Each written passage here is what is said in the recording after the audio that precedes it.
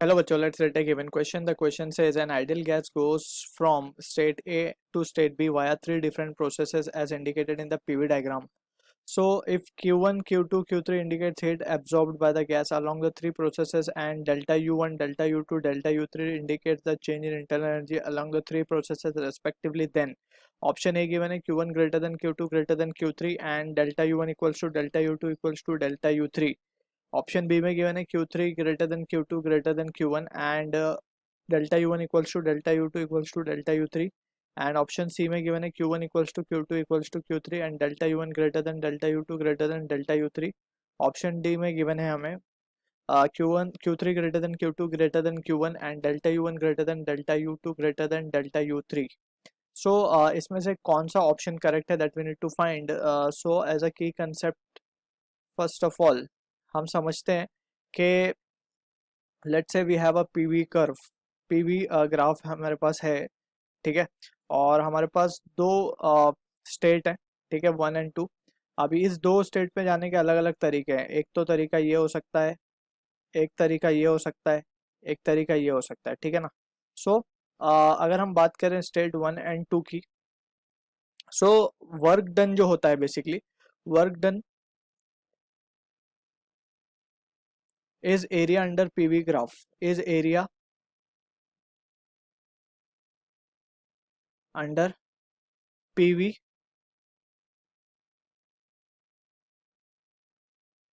Graph with volume axis. ठीक है ना. सो पीवी ग्राफ में जब भी हमें पीवी ग्राफ मिले सो उससे वर्क डन हम कैसे निकाल सकते हैं. Just we need to calculate area under the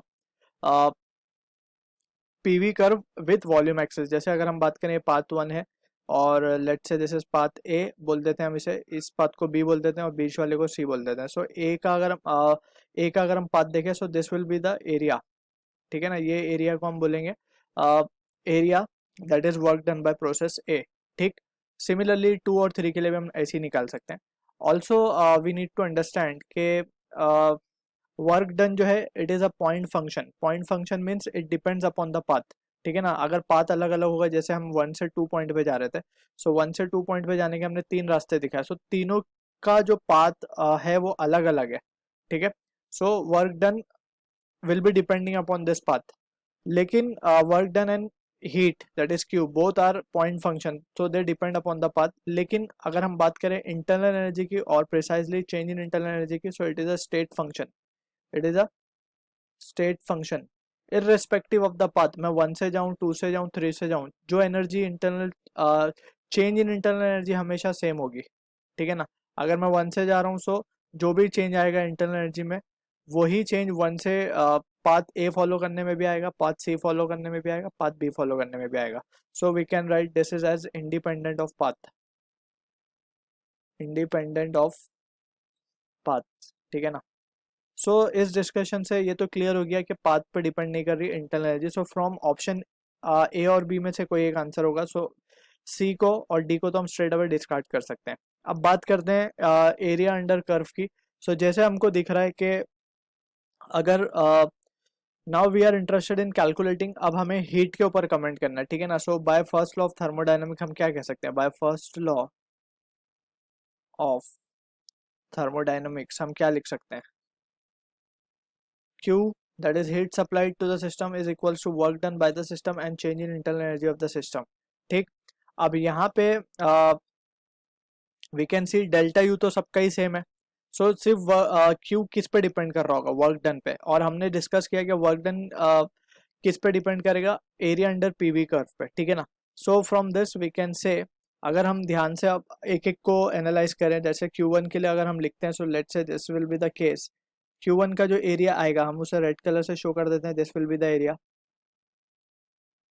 ठीक है. सो Q1 का ये एरिया आ गया जो कि सबसे ज्यादा है. So we can write Q1 will be greater than. अब बात करें Q2 की, सो Q2 के लिए कौन सा एरिया लेंगे हम. So we can show it with different colour.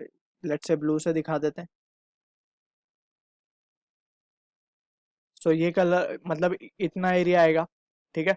So again it is less than Q1. अब बात करते हैं Q3 की. Q3 का तो और भी कम है. Q3 को अगर हम और डिफरेंट कलर से शो करें, सो लेट्स से हम ग्रीन से शो करते हैं. सो Q3 का तो ये एरिया होगा सिर्फ, ठीक है। So finally we can comment that के जो Q1 है that will be greater than Q2 and that will be greater than Q3, ठीक है। सो फ्रॉम दिस हम कह सकते हैं ऑप्शन ए हमारा राइट आंसर है for the question. I hope you understood the solution. All the best.